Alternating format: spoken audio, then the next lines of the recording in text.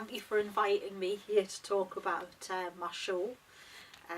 Well, talk about an experience really that I had. My name's Claire Morgan, I'm an artist, I live in Gateshead, and on the 6th of March 2011 I had parked my car in a car park at the end of Gateshead High Street, and when I came back to my car it had been broken into, and I'd had a rucksack taken from the boot, the side window shattered and the rucksack taken, and included in that rucksack, in with a couple of pairs of old knickers, some low alcohol beer and a cardigan, was a diary containing 3 of the most turbulent years of my life, written in the most intimate way, and no record of those moments anywhere else. So it was a bit like losing an old friend. It was a real shock. It was like losing somebody who was there for you through all of those different experiences, and was often, in many cases, the only kind of friend and witness to me, kind of making sense of all of those experiences. So it was a really devastating loss, and it was a real kind of sense of violation as well, that somebody had broken in, taken this rucksack, and basically it doesn't mean anything to them, but to me it meant so much, you know. So I was lost and feeling quite devastated for a couple of days, and being on the performance poetry scene, amongst other things, I was invited to perform at Pink Lane in Newcastle, just a normal kind of 10-minute poetry set.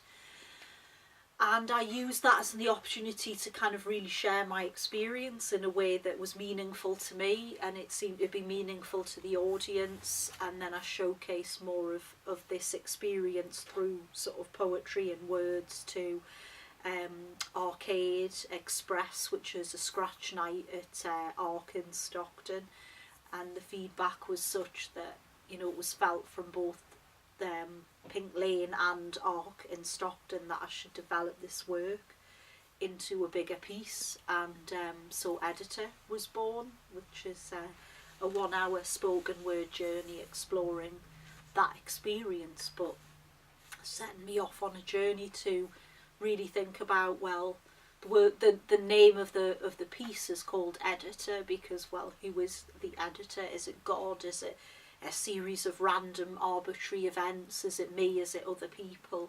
Because actually losing that journal has forced me to reconsider all of those previous life events from a very different perspective.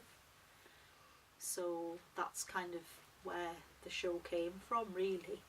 Didn't you have the feeling that anybody you saw in the street might know all about your private life? Yeah, I did.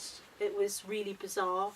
Although everybody I spoke to about it had sort of said they're not going to be interested in it, they'll have binned that, burnt it, chucked it away. I think it's more likely that that is the case, but there is that, always that outside chance that somebody somewhere out there knows about my innermost sex life, you know, and personal life, and, you know, family experiences that I have never shared with anybody else, and that was really daunting. And it felt that that was the violating bit for me, less of the car being broken into, because, well, I was assaulted when I was in my 20s quite seriously by well, 3 assailants, and it felt that exact what happened when I went home that time when it had happened with those 3 people. I wanted to have a shower. It's the first thing I wanted to do. And when I went home from trying to search for my diary that was lost out of the car, that's the first thing I wanted to do, was have a shower. It was a very, very similar emotional feeling. So, and a big part of it was, you know, several eyes could be reading your piece anywhere, any given time, or that, you know, they just don't care. You know, it doesn't mean anything to them, but it means everything to me. You are gone. An old friend I took for granted. I got drunk and left you in my car. In safekeeping, I thought my secret sex life and spirituality spread across your pages. But now you are smashed, grabbed, taken by a thief whose space for a face tells me they understand the price of everything and the value of nothing. You were there for me through heartbreak and surgery. You were there for me to hold in the absence of a lover. You bore witness to my burgeoning voice in your final few chapters, but now you're gone. And tonight there is an empty space on my bedside table where you lived, friend. And I imagine you dumped, wheelie-binned, burnt out somewhere in this fine borough by an assailant who fails to dig your hide and doesn't give a toss. And now I'm left with a search.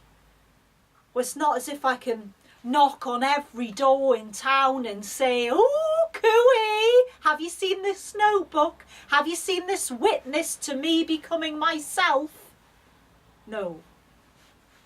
I'm left with a search, a trawl of the depths, and I can already hear the re-edits sailing towards my mind like Somali pirates, brandishing anxiety and fear and taking great twisted delight in telling me that somewhere out there someone is thumbing between my sheets, pawing at memories, tearing across them to make roaches or just for the hell. And strange eyes have me spread wide open, and they are looking me up and down and across all of the experiences that have lined this face. And do they imagine this face? Do they fuck? Somewhere out there I am tumbling out of a car, landing bent on my side as I hit the pavement. I'm getting laughed at.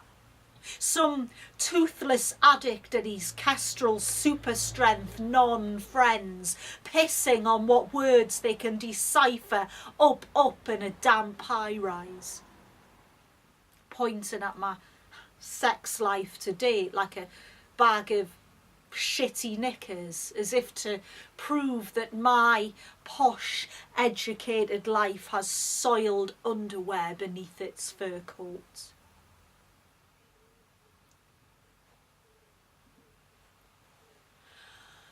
I parked my car at the side of the police station. And the sunny day off I had promised myself for weeks broken into, and the splinters of glass across the back seat as if, well, it's from years back that I have an aversion to police stations. But here I am, standing at the main entrance as the automatic doors are parting. And I walk in, up to the main entrance, and I ring the bell. And a WPC approaches, and she has a friendly face. But I don't know what to say.